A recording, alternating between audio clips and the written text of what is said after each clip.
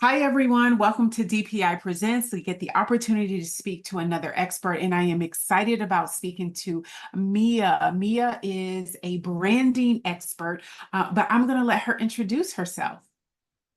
Hi, my name is Mia, and I have a company called MiaBrand Consulting. I've been helping businesses for the past 16 years to create, define, and promote their brands. I'm excited to be here. Yeah, I'm so thrilled that you are here. So one of the first questions is, as I'm talking with clients, there's always this not really mysterious understanding of branding versus marketing. So we'll start by asking, what exactly is branding? So it's a good question. I think that now the word branding has kind of become a buzzword. So people use it, so often that it's hard to really understand it. But branding is essentially the personality of your business. So it's all the factors. So obviously, just like how you have a personality, it goes beyond what you just look like. It goes to what your values are, what you think, what your position is, and what your goals are. So when you have a brand, it's more than just the visual part. It's the voice, it's the messaging, and it's the foundation of why you started your business. All of those things are part of your brand and is what is considered branding. Yes, I think about it as like when you think about kindergarten teacher getting ready as we're in kind of this back to school season, and the kindergarten teacher is getting ready for her classroom. She's using bright colors because that's like the personality of her classroom. I think of branding in that manner, but how is that different from marketing? Okay, so you can have an amazing personality and you can look amazing. You can dress yourself up. You can be to the nines. And if you never go anywhere, nobody knows who you are and nobody knows what you look like or anything that you stand for. So marketing is the promotion of your brand. So you're going to be, whether it's through the channel of social media or through traditional advertising, even your own marketing materials, if you're going to like a trade show or something, all of the forward facing, like client facing materials that you have that you are pushing, whether it's paid or organic, those are going to be marketing initiatives versus just branding. Branding is developing your personality, and then marketing is promoting that personality. Mm. I obviously have seen some of your work, and when you're talking about whatever is kind of customer facing, even patient facing, I know that I saw for an ophthalmologist that you had done some work and just their intake form and being able to have that consistency in regards to that personality of their brand. So the way that you impact businesses is so different. A lot of times this space is very transactional, and you definitely bring in a very unique solution because you're a strategist as well as a almost a design consultant. So talk about how you marry those two pieces together. Right. So traditionally, my bachelor's degree is in graphic design, so that's where I started. I started just kind of pumping out design work. But the more that I was able to work with clients, the more I realized like their problems were beyond just superficial. They needed like real solutions that would strategically push them forward and help them to succeed. So I went back, I got my master's in marketing. I learned everything that I could learn about brand strategy. And now what I do is kind of like more of a deeper dive. I don't want to just get the Mm. little order intake form and say, okay, you need this. Okay, I'm going to just pump it out. What I want to do is I want to understand your business. I want to understand if there's any disconnects. I want to sit there and have discovery meetings with you. And I really want to understand your business on like a granular level so that that way I can create the best solution that's going to serve you beyond just that one unique need that you might have. You may just need a flyer for right now, but you need messaging that's going to last you through the course of your business. You need a color palette that's going to be versatile enough that you can put stuff together on your own. There's a lot of different things that I can help prepare you for beyond just the superficial or like design ad hoc request. And I think that it's important to think about your brands more completely. That is a key, like the completeness of the brand. I know that as you talk about the personality, one of the very sticky pieces for you, and you and I have had this conversation so many times, is the consistency between the font and the colors, the palette that you choose. Most people honestly don't even really think about it. They might know the primary color. I'm an accountant. I want to use, navy blue, or I want to use this shade of blue. But why why is it so important that there is intentional thought and strategy that align to the business goals and the core values of that organization to have that consistency with font and color palette? Why is that so important? Well, it's important because number one, you want to stand out. If you realize that you're an accountant and every accountant on the planet uses a navy blue, maybe you want to pick a color that's a little bit more vibrant or stands out, especially if that's part of your core values is that you're kind of different or you're bringing this like youthful energy to your field. You want to pick a color palette that suits your brand's personality, right? And you want to have something that's versatile enough that you can use these colors accessibly, which is one of the things that I'm a stickler for, as web and digital web accessibility. It's important to be able to have high contrast colors in your color palette. And then for fonts, same thing. You want fonts that are legible, and the more you are priming your audience with your color palette and your font like story, your type story, you're going to be making sure that people know and recognize from just the color, from the way that you're using a font. You're going to be like, oh, that's so and so's brand. You get them accustomed to it. You're creating that brand awareness, and people start to legitimately think of you as an option.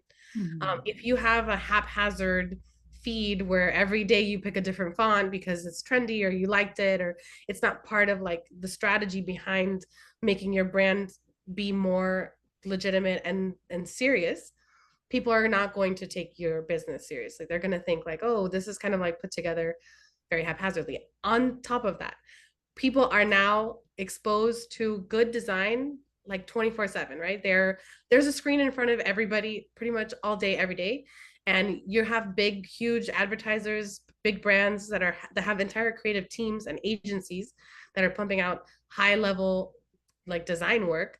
Yeah. People are accustomed to seeing this high level. So if you're now doing something that looks very amateur or looks very green, people are going to think, oh, okay, well, they're not as legitimate or they're not as professional or they're not as good, whatever it is you're trying to sell, there's going to be somebody else that's doing it better. So having that attention to detail and making sure that you're showing up the same way and you're giving some sort of legitimacy to your brand through design and through your branding, those are very important now.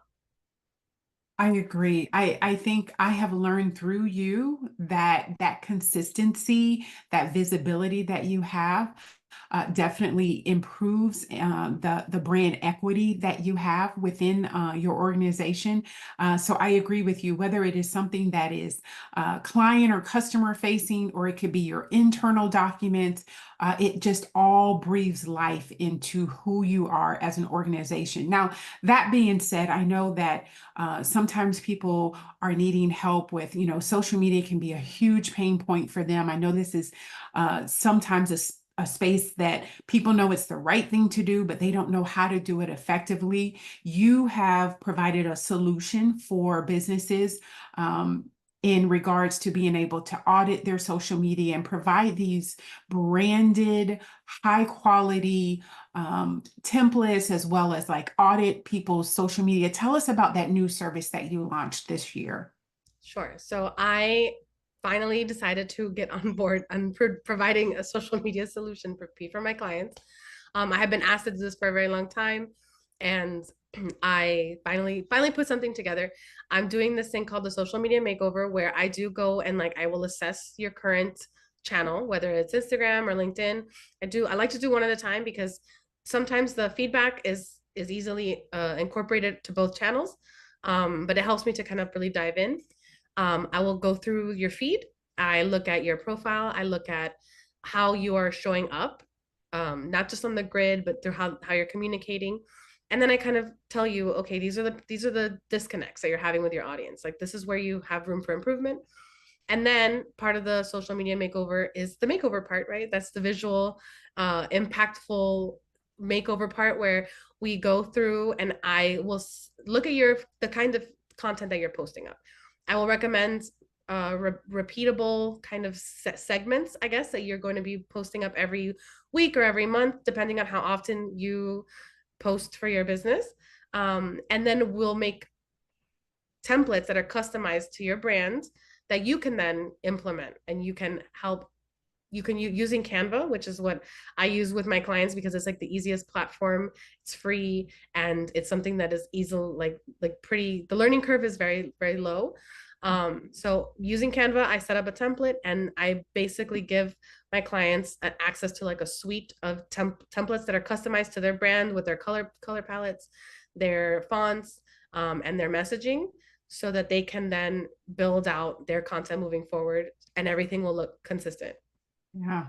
Let me be the first to say thank you for providing this new service for your clients, because having those high professional templates allows us to be more efficient. And for someone who might be a solopreneur, being able to focus on other parts of their business, developing their business lead generation strategies, because they already have these templates that are very consistent.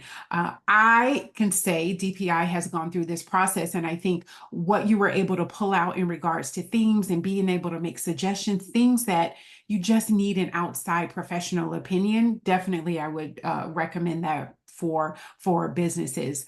So let's shift gears to the business that has been around maybe 3+ years or more, and they might be thinking, I want to rebrand, or I want to launch a new program. Maybe it's a executive coach and there's a new coaching program, and they want to kind of come up with their own logo. Talk to me about what are some triggers in when it is time to rebrand. Yes. So I would say about half of the projects that I work on are rebranding initiatives, and I love them because I get to kind of dive in, really learn about a business. At that point, they've kind of figured it out. They're on the business side, and now it's time to like really hone in on and see how that business has grown to the point where it needs to get a rebrand. The things that usually trigger a rebrand is where like maybe a business started, you know, their focus was on creating the business part, the operations, and so they kind of they went and they winged it with their logo. They just kind of slapped something together. They've just been kind of dealing with that, and it hasn't really reflected the customer that they're trying to serve. Or maybe that customer shifted. Maybe they started offering a particular service and then they've grown, they've expanded, they've elevated, and now there's like a misalignment between the logo that they have and how that visually is representing their brands and how they are trying to be perceived. Maybe they're trying to be more luxury or more high end. So a shift in a customer base is definitely a trigger for a rebrand. If you're starting to offer a new product or service that's completely detached from where you started, you might want to consider maybe just refreshing your logo and making people aware that there's something new happening. If you're exploring a new market, maybe you've merged, maybe your business has grown to the point that you've annexed a different company and now you're offering an expanded suite of services. Again, if you need to co-brand your business, a lot of companies do that. If there's two big companies that are merging together, they do a co-branded logo for a little bit until they finally, like as a transition between the first logo and then their final logo. um Maybe you find yourself like losing market value because there's a disconnect that you don't see. I can help you go through like a brand audit and figure out what it is that's not connecting with your ideal customer, and then from there kind of create the identity that will connect with them. And then other things like just you're facing competition, you realize, okay, well, maybe when I started in this space I was the only one, and now 10 people have joined in my immediate area and I really need to stand out, so I need to like elevate everything, like boost everything to make sure that I'm the one that stands out as the one with the most experience and the most professionalism. Those are all things that can force a company or really nudge a company into feeling like they need to rebrand. Yeah. Yeah, that is so good, because I know that in the beginning, many businesses are lean and scrappy. And so thank you for kind of telling us what those triggers are. You are a catalyst behind, I've watched you for so many years now, large educational institutions and nonprofits, having these compelling graphics and understanding kind of the soul, especially in mission-driven nonprofit organizations. It might be a design for a trade show. If someone is going to a trade show and they just need to have consistency behind their leave behinds and their banners and or maybe it's a company that is providing an annual report, or there's a fundraising event and there's like a huge anniversary for the fundraising event. People might be wondering, I mean, there's just such diversity in what you're able to do. How can someone get started with Mia Brands? Yes. So I think the easiest way to get started is I have a lead form that kind of an intake form where you can just fill out your information and then I give me some idea of what you're trying to do. And that's located at hi.miabrands.co. You can fill that out and it gives me an idea. Now that will trigger us scheduling a consultation. And once we go through that consultation, I'll ask you all these questions about what your needs are, where you think your brand is, and how you think it's best for us to work together. And then from there, obviously we'll further the conversation, and I'll really assess. I'll look into your website or whatever it is that you're looking to do. I'll do some research on your company, and then I'll get back to you with a more like bespoke proposal. Yeah, I love that you are able to, and I know I say I love so many times, but how you are able to dive deep into the soul, the personality, the texture of a brand, and helping that there's just this consistent voice that is put out into the marketplace. Branding and marketing space, digital marketing, it can be. It's such a saturated space. I feel like, they can come a dime a dozen of people who are able to help you in this space. What makes Mia Brands different?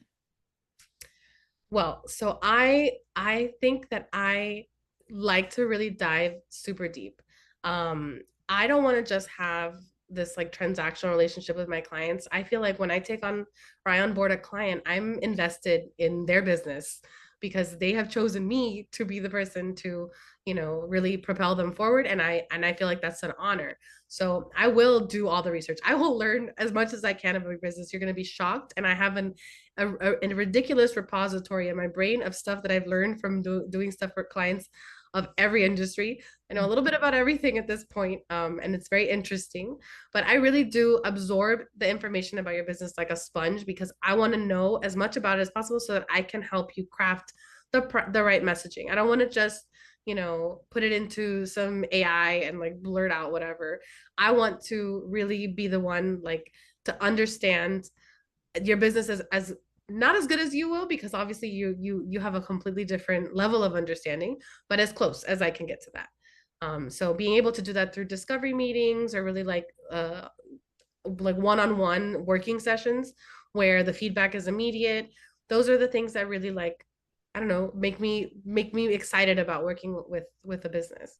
Yeah, you're passionate. I mean, I'm the first to say you are a creative genius. I remember sitting with you in a conference and every speaker, as they were talking, you were coming up with a logo, just doodling. I mean, creative is an understatement when I talk about Mia. So thank you so much for giving us your time. This is a very important piece of any business, no matter what stage of business you are in. There are other experts I talk to and say, hey, this might be for later on, and this is for the beginning. The branding aspect of it and the way that you bring strategy is definitely needed in every stage of business. So thank you so much. Remind us again, what is your website? My website is miabrands.co. So with an S, miabrands.co. Oh, thank you. So, to our viewers, whether you are watching this in the morning or in the afternoon or in the evening, be well, and we will see you soon. Thank you.